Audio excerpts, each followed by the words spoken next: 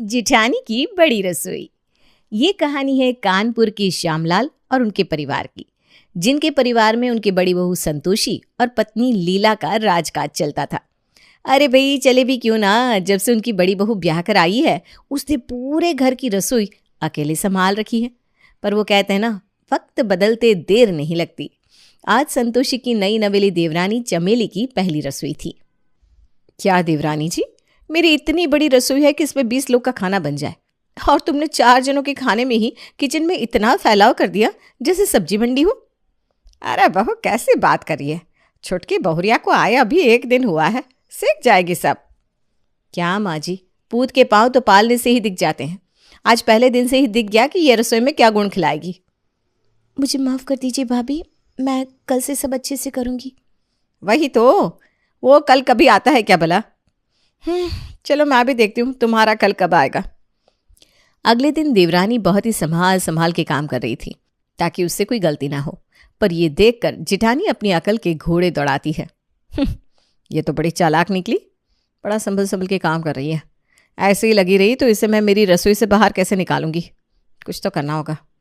वैसे भी जब सीधी उंगली से घी ना निकले तो उंगली टेढ़ी करनी पड़ती है। ये सोचकर चालाक संतोषी रसोई में घुसी और आटा और कुछ मसाले रसोई में बिखेर दिए, और वहीं दूर छुपकर देवरानी चमेली का रसोई में जाने का इंतजार करने लगी। जैसे ही देवरानी चमेली खाना बनाने के लिए रसोई में गई, संतोषी मौके पर चौका मारते हुए पीछे से पहुंच गई। हे राम, इतनी गंदगी रसोई में, ऐसे भी कोई रसोई करता है क्या भला? ये सब तूने आटा मसाले क्यों बिखेर रखा है? नहीं भाभी, मैं तो अभी आई हूँ, मैंने ये सब फैलाव नहीं किया है। अच्छा, कहना क्या चाहती हो? ये सब मैंने किया है? नहीं नहीं भाभी, मेरा वो मतलब नहीं था। मैं कहना चाह रही थी शायद कोई बिल्ली घुस आई हो। चोरी, ऊपर से सीना चोरी। सब समझती हूँ मैं देवरानी जी, पर मेरे साथ ऐसा नहीं चलेगा। अगर तुम ऐसे ही करती रही तो हम एक रसोई में काम नहीं कर पाएंगे। भाई शातिर संतोषी ने 4 बातें देवरानी को सुनाई और बड़बड़ाते हुए अपने कमरे में चली गई।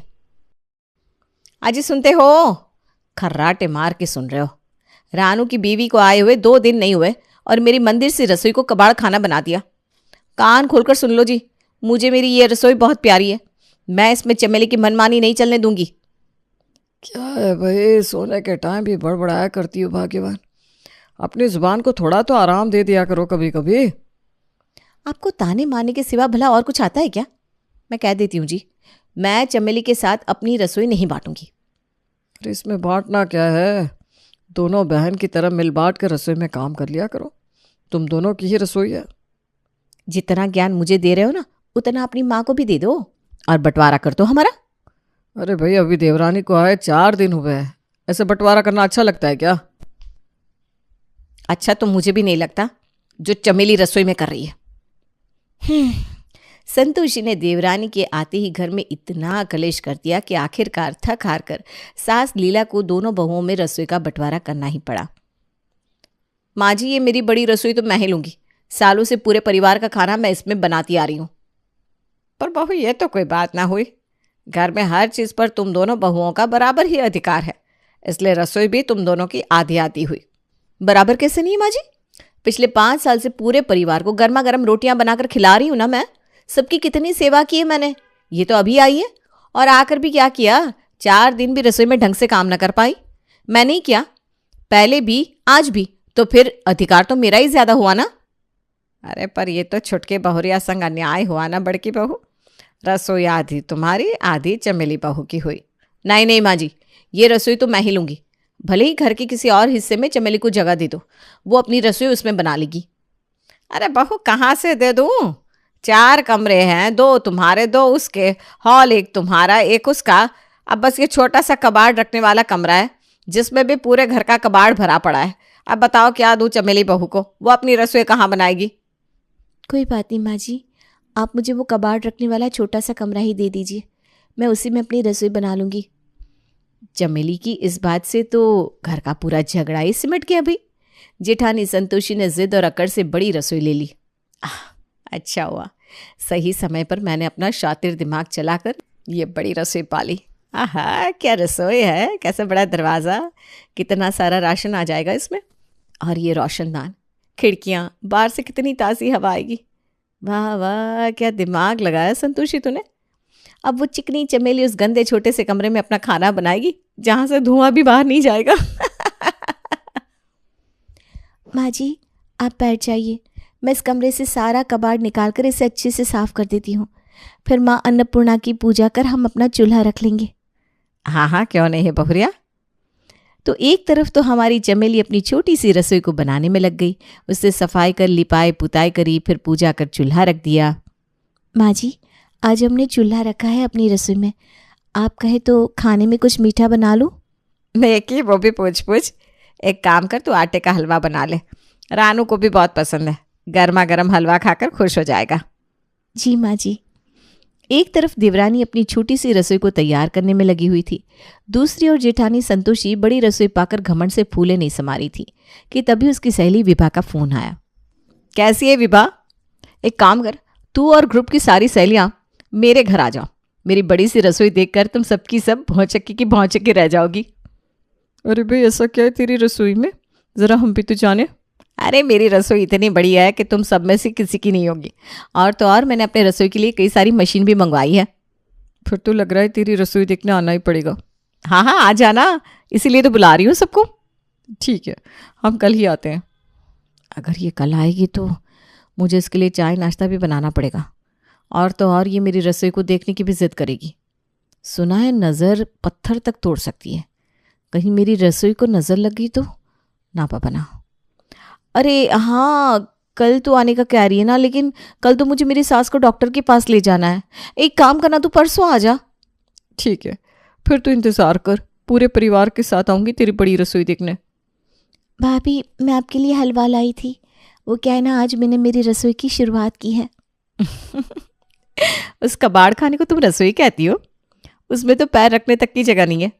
और एक ये देखो, मेरी रसोई कितनी बड़ी और शानदार है। हाँ भाभी, आपकी रसोई वाकई बहुत बड़ी और शानदार है। ये मैं हलवा आपकी रसोई में रख कर जाऊँ? रसोई में आज ही नई नई मशीनें आई हैं और नया पेंट भी कराया है। क्या ही लग रही है मेरी रसोई। ये अंदर गई तो नज़र ही लगा देगी मेरी बड़ी सी रसोई को। नहीं नहीं नहीं, इसकी कोई ज़रूरत नहीं है। हाँ, एक बात और, तुम्हें बुरी लगे या भली, लेकिन ये हलवा तुम ही लेकर जाओ। कबाड़ खाने का बना हलवा हम तो नहीं खाएंगे भाई। हम तो सिर्फ हमारी बड़ी रसोई का बना ही खाना खाते हैं। ठीक है भाभी, कोई बात नहीं। क्या हुआ बहू, तुम हलवा वापस ले आए? वो माँ जी, भाभी ने कहा कि वो हमारे कबाड़ खाने की रसोई का बना खाना नहीं खाएंगी। बड़ी बहू ऐसा करेगी मैंने कभी सोचा ना था। ओ चमेली की बच्ची, मेरी सजी सवरी बड़ी सी रसोई को नजर ना लगा दे। एक काम करती हूँ, सारी खिड़कियां दरवाजे बंद रखती हूँ। ये सोचकर जेठानी अपनी रसोई के सारे खिड़की दरवाजे बंद कर देती है ताकि उसकी रसोई को कोई देख ना सके। धीरे धीरे जेठानी की बड़ी रसोई की चर्चा पूरे मोहल्ले में हो जाती है कि संतोषी की रसोई कितनी आधुनिक और बड़ी है। जैसे सावन के अंधे को सब हरा हरा दिखता है, वैसे ही संतोषी अपनी बड़ी सी रसोई को देखकर बहुत खुश हो रही थी कि कैसे होशियारी से उसने बड़ी रसोई पाली। लेकिन वो कहते हैं ना, ज्यादा होशियार कौवा ही अपनी परछाई पर चोंच मारता है। अरे कहाँ मर गए सब, कोई दिख क्यों नहीं रहा? अरे बड़े जीजी जीजाजी, आप लोग ऐसे अचानक पाए लागू। खुश रहे खुश रहे। और ये क्या कह रही है अचानक? अब क्या अपने ही घर में तुझसे पूछ के आऊंगी? बहुत दिन हो गए थे, अब तुम लोग तो कभी आते नहीं, इसलिए तुम्हारी ननद रानी ने जिद कर दी तुम सबसे मिलने आने की, तो मैं ले आया। अरे जीजी, मेरा वो मतलब बिल्कुल ना था। जा आप चाय नाश्ता लेकर आ, बस मतलब की बातें बताती रहेगी। बाय लागू बुआ जी, मैं अभी नाश्ता बना कर लाती हूँ। पाए लागू बुआ जी। खुश रहे खुश रहे। बुआ जी, नाश्ता। ये क्या, रसोई तो वो सामने है। तुम ये कहाँ कबाड़ खाने से चाय नाश्ता बना कर ला रही हो? वो जीजी, दरअसल बहुओं में ना रसोई का बंटवारा हो गया है, तो अब वो बड़ी रसोई बड़ी बहू की और ये छोटी बहू की। क्या, कबाड़ खाने को रसोई घर बना दिया? कितनी गंदगी कचरा रखा था उसमें, वो गोबर के उपले भी रखे थे। छी छी छी छी, मैं वहाँ का नाश्ता बिल्कुल नहीं खा पाऊंगी। बड़ी बहू, मेरे लिए नाश्ता तुम अपनी रसोई से बना कर लाओ। जी बुआ जी। फिर क्या भाई, अब बुआ जी का आदेश टालने की हिम्मत किस पे थी। संतोषी नाश्ता बनाने रसोई में चली गई। ओफो, बुआ जी भी ना, ये नहीं कि रसोई से मतलब रखे। अभी उन्हें क्या मतलब, कि कबाड़ रखने के कमरे को रसोई क्यों बनाया गया। पर चलो कोई बात नहीं, थोड़ी देर की बात है। बुआ जी नाश्ता खाकर तो चली जाएंगी। बुआ जी, फूफा जी, ये रहा आपका नाश्ता। क्या नाश्ता था वो? दोपहर में खाने के लिए राजमा, कढ़ी चावल, आलू मटर, दाल मखनी, रोटी चावल और मीठे में ठंडी रसमलाई बना लेना बस। क्या बुआ जी अब दोपहर का खाना खाकर जाने वाली हैं? क्यों दोपहर का खाना खाने के बाद जाऊंगी भाई? ये इतना बड़ा झोला क्यों लाई हूँ? तुम सबको दिखाने तो लाई नहीं, कुछ दिन रहने आई हूँ मैं। बुआ जी दोपहर का आपका ये सारा खाना मैं बना देती हूँ। छी छी, बकवास बंद कर। मेरे लिए वहाँ से पानी भी मत लाना। ये सब संतोषी अपनी बड़ी रसोई में बना देगी, है ना संतोषी? हाँ बुआ जी, क्यों नहीं। अब तो भाई जेठानी संतोषी बुरी तरह फंस गई थी। पूरा दिन अकेले अपनी बड़ी सी रसोई में दौड़ दौड़ कर सब व्यंजन बनाए, फिर बुआ जी फूफा जी को खिलाकर उसने राहत की सांस ली। पर उसे कहाँ पता था कि घर में एक अब नया कलेश शुरू होने वाला है। ये लो भाई, घर में सोने की जगह ही कम पड़ गई। बुआ जी आप मेरे कमरे में सो जाइए, वैसे भी बड़ा बेड है, आपको और फूफा जी को अच्छी नींद आएगी। अरे भाई ना जी ना, बहू बेटे के कमरे में हम ना सो रहे। इतना भी अभी सठियाई नहीं हूँ मैं। संतोषी एक काम कर, मेरा एक गद्दा तेरी रसोई में ही डाल ले, वहीं सो जाऊंगी। वैसे भी कितनी बड़ी और साफ़ सुथरी है, इसमें तो 4 जन सो ले। खिड़कियों से मस्त ठंडी ठंडी हवा लगेगी, सुकून से सोऊंगी। हे भगवान, कहाँ फंस गई मैं। ये बुआ जी तो सच में सठिया गई हैं। मेरी रसोई में मैं किसी को घुसने नहीं देती, ये अब इसमें सोएंगी भी। सोने को तो आप सो जाती बुआ जी, पर नीचे फर्श पर ना आपकी कमर दुख जाएगी। अरे बहू, कितना सोचती है मेरे बारे में। एक काम कर, वो तेरे मोटे वाले गद्दे है ना, वो बिछा दे, फिर आराम से सो जाऊंगी मैं। अब तो संतोषी की यह हालत थी कि आसमान से गिरे सीधा खजूर में अटके। अब रसोई के साथ अपने गद्दे भी बुआ जी को देने पड़ गए। अगले दिन शाम को, बहू, आ बहू। जी बुआ जी। वो मैं सोच रही हूँ, बहुत दिनों बाद आई हूँ। यहाँ शिव मंदिर में बहुत पहले की मन्नत मानी पड़ी है कि सत्संग कराऊंगी, तो सोच रही हूँ आज करा दूँ। तो एक काम कर, ज़रा भोग में ना हलवा और सबको प्रसाद देने के लिए भंडारी की पूड़ी सब्जी और खीर बना ले। क्या बुआ जी, ये सब मैं बनाऊँ? हाँ, तू नहीं तो क्या मैं बनाऊंगी? भला ये भी कहीं होता है क्या बहू बैठे बैठे मोबाइल पर बातें करे और सास रसोई में घुसी रहे? वैसे भी तेरी बड़ी रसोई है, तू जा और 30-40 लोगों का भंडारे का प्रसाद बनाना है, और क्या। पर बुआ जी, इतने लोगों का भंडारा बनाना है तो हम हलवाई बुला लेते हैं। क्या हलवाई? तुम होश में तो हो? अब नौकरों के हाथ का बना खाना भूख चढ़ेगा? ये दिन देखने से पहले मैं मर जाती तो ज़्यादा अच्छा होता भाभी। अरे नहीं नहीं जीजी, वो बहू के कहने का मतलब था कि भंडारे के प्रसाद में गड़बड़ ना हो, कोई कमी ना रहे, इसलिए उसे लगता है कि हलवाई लगवा देना चाहिए। तुम सास बहू एक ही थाली की चट्टी बट्टी हो रही हो बिल्कुल। कान खोल कर सुन लो, भोग का प्रसाद घर की बहुएं ही बनाएंगी। हे भगवान, इतना काम करने से अच्छा है कि मुझे एक दिन के लिए अपने पास ही बुला ले। अब पर बुआ जी वो पर क्या, अब जल्दी जाओ किचन में और भंडारे की तैयारी करो। समय तितली की तरह उड़ रहा है, जा जल्दी। गई भैंस पानी में। ये बुआ जी ने अच्छा फंसा दिया। क्या हुआ, कहाँ फंसा दिया? तुम्हारी प्यारी बुआ जी ने आदेश दिया है 40 जनों का भोग का प्रसाद बनाने का। तो अच्छा है ना, तुम बहुत पाप कर चुकी हो, इसी बहाने कुछ पुण्य कमा लोगी। आप भी ना, ताने देने के अलावा और कुछ आता है क्या आपको? इतना सारा काम बढ़ गया है, इसके लिए तो लोग भी कम पड़ रहे हैं। मैं ये सब कैसे मैनेज करूंगी? मैं फिर से सच कहूंगा तो तुम्हें बुरा लगेगा। हाँ, फिर भी आप कहेंगे तो ज़रूर, अभी नहीं तो पीठ पीछे। इससे अच्छे कि अभी कह दीजिए। अरे भाई, जब तुमने रसोई 2 लोगों की ले ली है तो काम भी 2 लोगों का तुम्हें ही मिल गया है। जिसकी आधी रसोई है उसे वापस दे दो, देखना तुम्हारा काम ऑटोमेटिक आधा हो जाएगा। पर खैर, तुम्हारी मोटी बुद्धि को ये बात कहाँ समझ में आएगी। संतोषी अपने पति का ताना बहुत अच्छे से समझ गई थी। एक बार तो इतना सारा काम देकर उसका मन किया कि वो अपनी देवरानी को वापस अपनी रसोई में बुला ले, पर देवरानी को बुलाने की उसकी हिम्मत ना हुई। सुबह से शाम तक संतोषी रसोई में लगी रही। चलो, बुआ जी का भंडारा तो निपट गया और वो गई। अब 2-4 दिन और रुक जाती तो मेरी 13वीं का ही भंडारा बनता। संतोषी थक कर बदहवास भी हो गई थी। उसे याद ही ना रहा कि उसने खिड़की रोशनदान बंद नहीं किए। वो बिस्तर पर जाते ही बेहोश सी सो गई। पर रात के 3 बजे तक अचानक मौसम का मिजाज बिगड़ गया।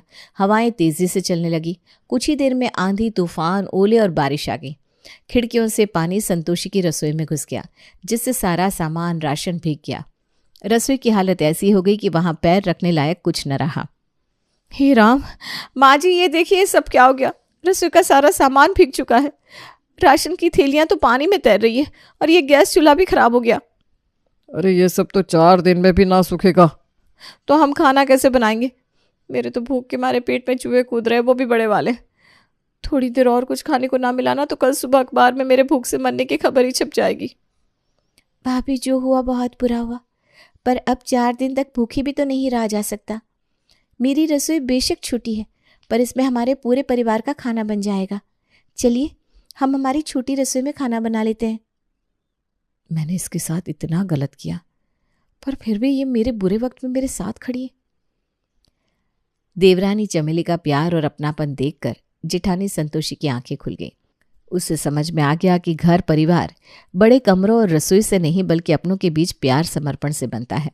कुछ दिन बाद, चमेली, मैं सोच रही थी कि मेरी रसोई कुछ ज़्यादा ही बड़ी है। आजकल तो छोटे और मॉडर्न रसोई का चलन है। एक काम करना, तू भी इसी में आ जा तो काम भी कम हो जाएगा और इसे मॉडर्न रसोई भी बना लेंगे। चलो, भगवान का लाख लाख शुक्र है, देर आई दुरुस्त आई।